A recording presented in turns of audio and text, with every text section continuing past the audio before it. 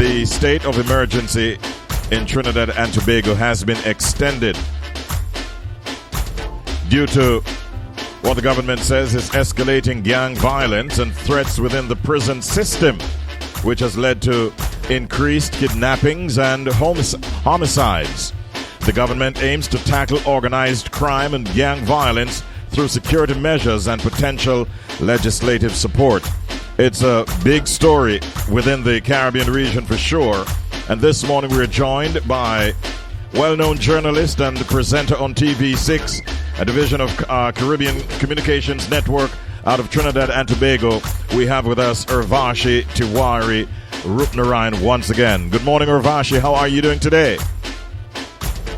Well, a very good morning to you, Richie, and of course to your listeners. I heard you not just in Jamaica, but across the world, I have to say.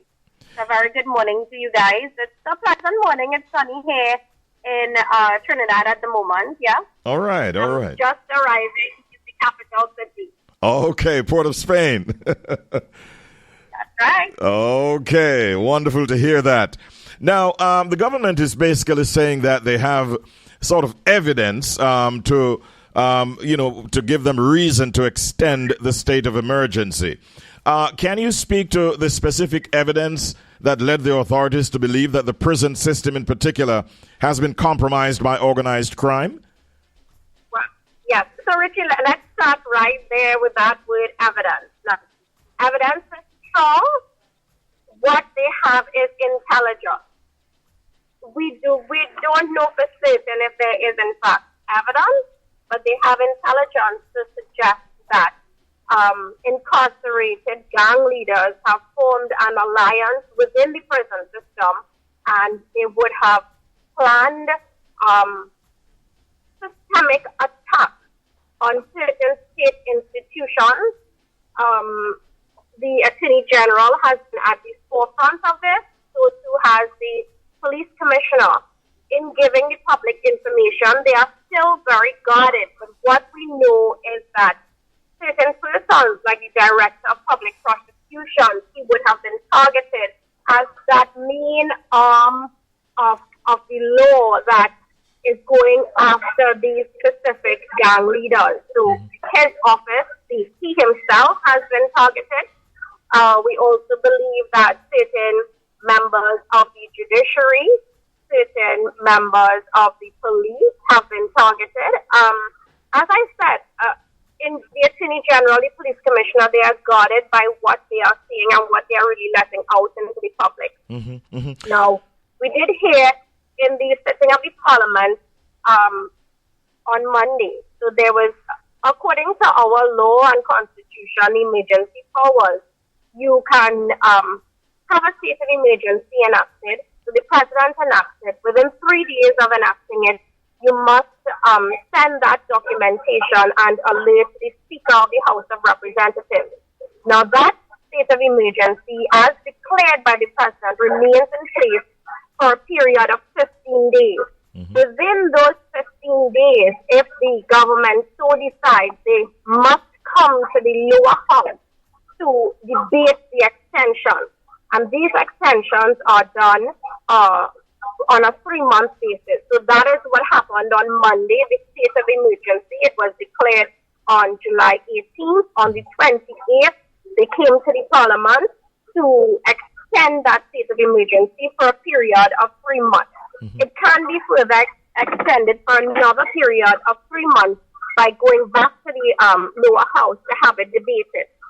Further than those 6 months, yes, it must be by a 3/5 majority, I should mention.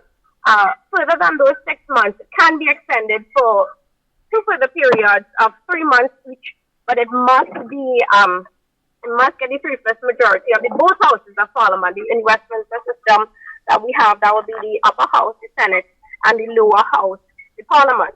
So during that debate, the Attorney General acknowledged certain newspaper reports. Yes. And he said those newspaper reports are true. Now, those newspaper reports suggested that explosive devices, grenades, have come in from South America, from Venezuela, to facilitate this coordinated attack as planned by those gang leaders within the prison system. So they would use mobile devices and so on to communicate with their operatives on the outside to carry out these acts. Mm-hmm.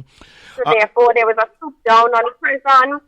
Mobile devices were taken. Those gang leaders were taken to separate facilities. I have to tell you that they are military facilities. Okay. So you don't only have prison officers, you have members of the army. Mm-hmm. Those facilities, we are told, have been breached in terms of there have been at least 2 drones flying over there. We don't know if those drones were taking surveillance or attempting to drop items for those incarcerated. Mm-hmm.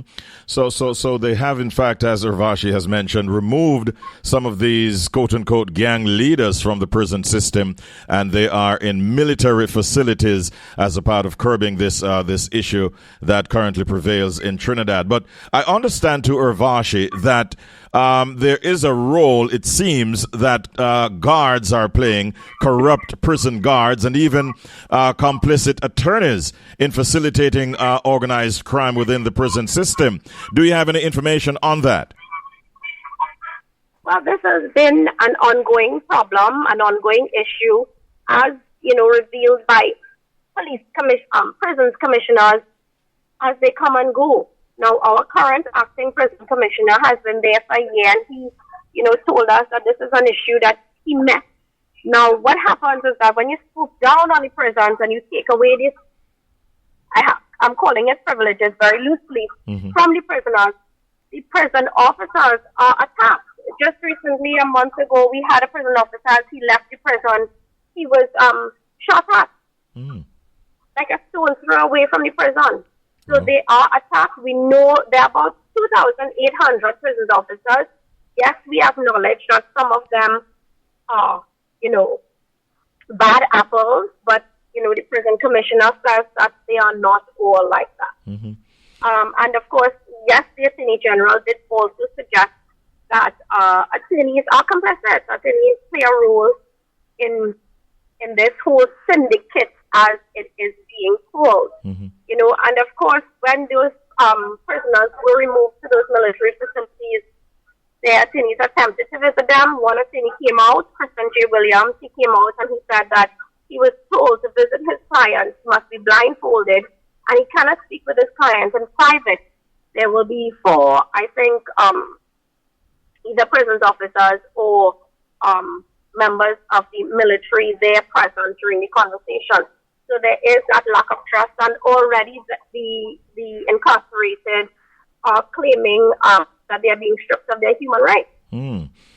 Urvashi, we are aware that when you have states of emergency, it impacts civil liberties.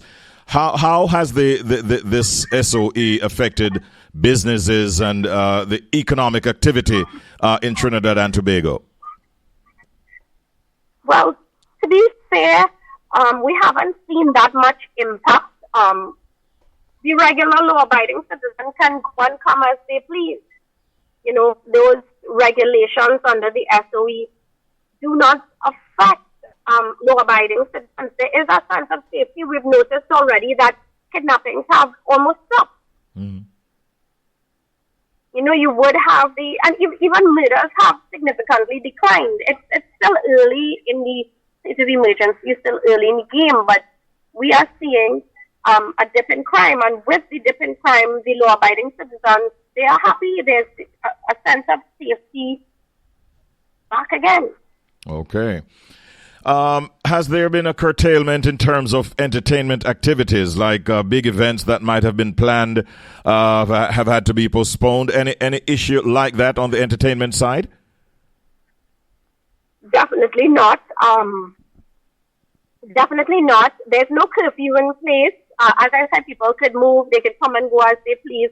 The Prime Minister did tell her members of Parliament, her ministers, and so on, no fetching during the SOE. That was to sort of temper the mood, and she doesn't want to really see her MPs, out there gallivanting. She even cancelled one of her political meetings that she would have had. But you can gather, you can go out to line, you can fetch.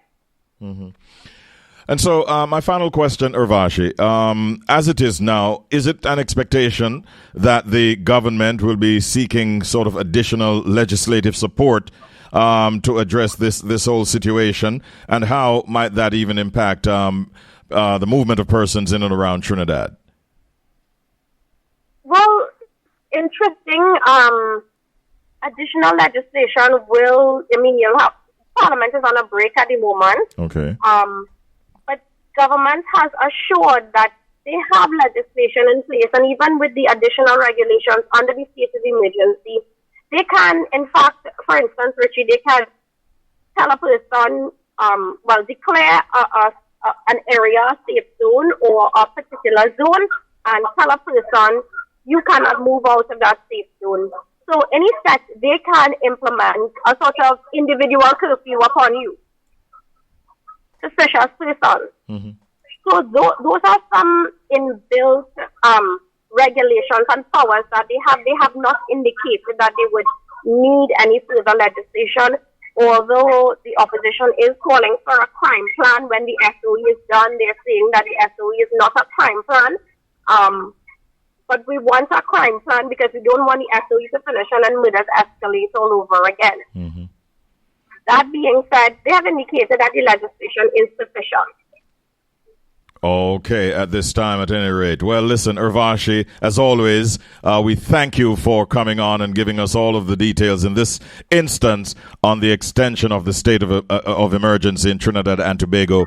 I wish you a beautiful day, as beautiful as Port of Spain seems to be this morning. Have a wonderful day. Thank you so much. All the best to you, Richard.